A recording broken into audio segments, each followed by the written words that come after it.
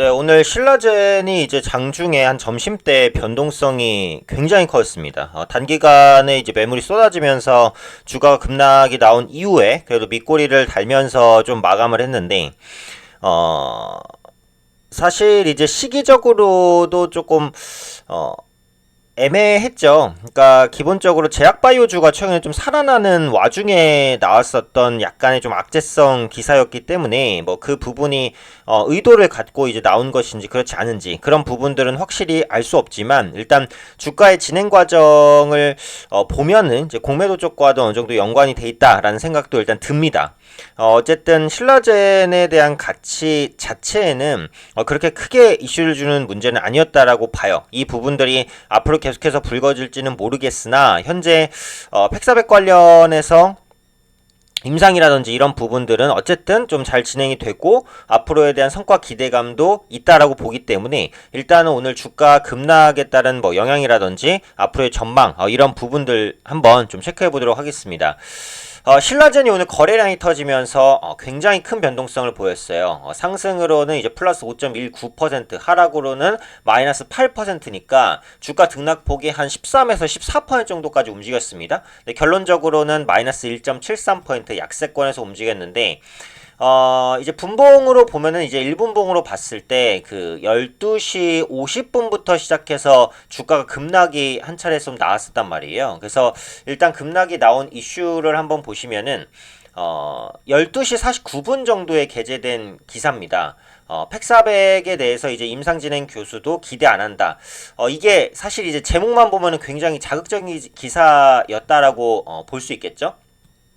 그래서 관련된 내용들을 보면 지금 이제 간암 환자를 대상으로 글로벌 3사항이 진행되고 있기 때문에 사실 신라젠의 이제 팩사백 같은 경우에는 거의 뭐 신라젠의 대부분의 가치를 대변하고 있다. 이제 이렇게 보시면 될 것 같아요. 근데 이제 이 기사의 그 핵심적인 부분을 보면은 팩사백 임상을 진행하고 있는 일부 교수들은 변경된 임상 디자인에도 비관적인 전망을 내비치고 있다. 그러니까 결론적으로는 팩사백의 성과에 대해서 좀 의심스럽다라는 기사가 나왔어요.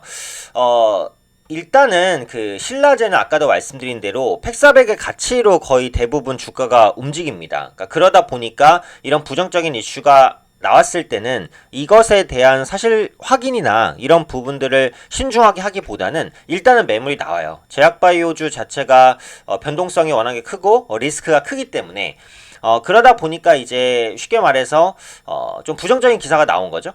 그래서 사실상 뭐 삼상에 들어가야 할 프로토콜을 검증하겠다는 점은 연구자의 시각에서는 부정적이라는 평가다. 네, 아쉬운 부분이다. 이런 표시들이 계속해서 이제 나옵니다. 그러니까 신라젠 같은 경우 개인 투자자가 워낙에 또 관심이 많은 종목이고 많이 투자를 하는 종목이다 보니까 기사 자체로의 어떻게 보면 이슈는 굉장히 크게 끌었다라고 보시면 돼요. 오늘 종목 게시판에서도 상당히 많은 얘기가 나왔고요.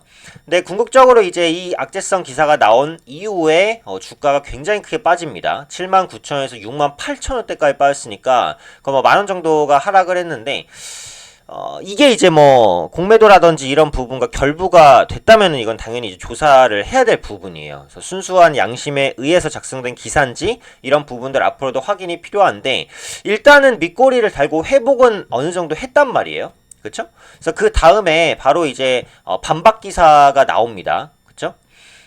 임상 3사항은 잘 진행되고 있고 약효에 부정적 의견이 많다고 보도한 매체를 상대로 법리 검토에 들어갔다. 그러니까 회사 측에서는 이제 적극적으로 좀 대응을 하고 있는 상황이라고 보시면 될 것 같아요. 그래서 궁극적으로는 확실히 결과가 나온 부분이 아니기 때문에 앞으로 임상에 대한 결과를 조금 더 확인할 필요가 있고 기사 안에 등장하는 교수가 실명으로 사실을 밝혀야 한다라고 이제 강력하게 대응을 하고 있죠.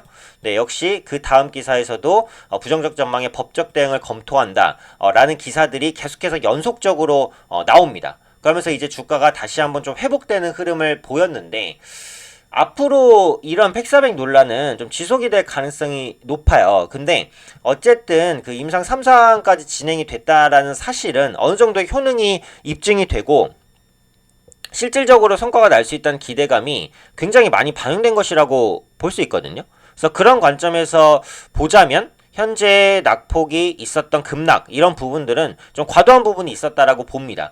그래서 회사 측에서 이제 대응을 하기 전에도 보시면은 급락 이후에 저가 매수가 바로 들어왔어요. 그래서 저점에서 이 정도까지는 끌어올렸다가 중간에 주가가 조금 이제 진정을 찾는 그런 모습들이 나왔죠. 그래서 악재성 기사로 주가가 급락하게 됐을 때 전에도 제가 이건 강의 영상에서도 올려드렸는데 주가가 단기간에 급락하면은 그 호가가 빕니다. 그러니까 매수 호가 부근에 있어서 호가가 거의 없어요. 그러니까 매도 호가에는 호가가 이렇게 많아요.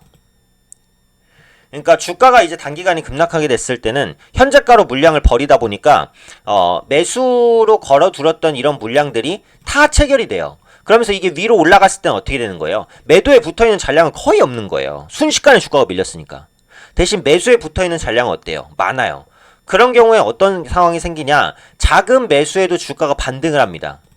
그래서 이 기법을 활용한 단타 매매를 할 수 있다라고 제가 주식 강의 영상에 올려놨어요. 뭐 무료로 공개를 해드린 거니까 한번 보시면은 도움이 되실 것 같아요. 그래서 어찌되었던 간에 단기 급락 이후에는 저가 매수에 대한 기회가 살짝 나왔다라는 부분이고 어쨌든 사측에서 강력하게 대응을 하고 있는 상황이기 때문에 아마 주가는 제가 볼 때는 이제 제자리를 좀 찾아나가지 않을까라는 생각은 듭니다. 일단 장중에 낙폭을 좀 많이 만회했었던 부분이기 때문에 궁극적으로는 추가 반등에 대한 가능성을 염두를 할 수 있을 것 같고 전에 언급드린 대로 지금 제약바이오주는 그 이번 달 말 있을 암호화폐 때문에 어쨌든 기대감이 연결된다는 생각은 있어요. 그래서 그런 만큼 신약이라든지 아니면 임상에 들어가 있는 그런 기업들이 좀 관심을 가질 수 받을 수 있을 거라고 보고 이번 달 말 암호화폐에 한 20개 정도 기업이 참여를 합니다. 근데 그 안에 포함이 안 됐다고 하더라도 제약바이오주 자체의 분위기가 돌면은 같이 올라갈 수 있는 부분이거든요.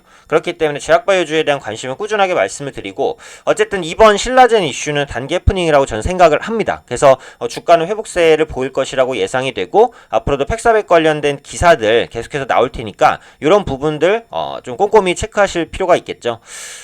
이게 변동성이 좀 약한 게 제약바이오주예요. 그러니까 매매를 하실 때는 이런 부분들을 염두를 하시고 좀 비중 관리 정도는 좀 유념해서 하실 필요가 있겠다 말씀드리도록 하겠습니다.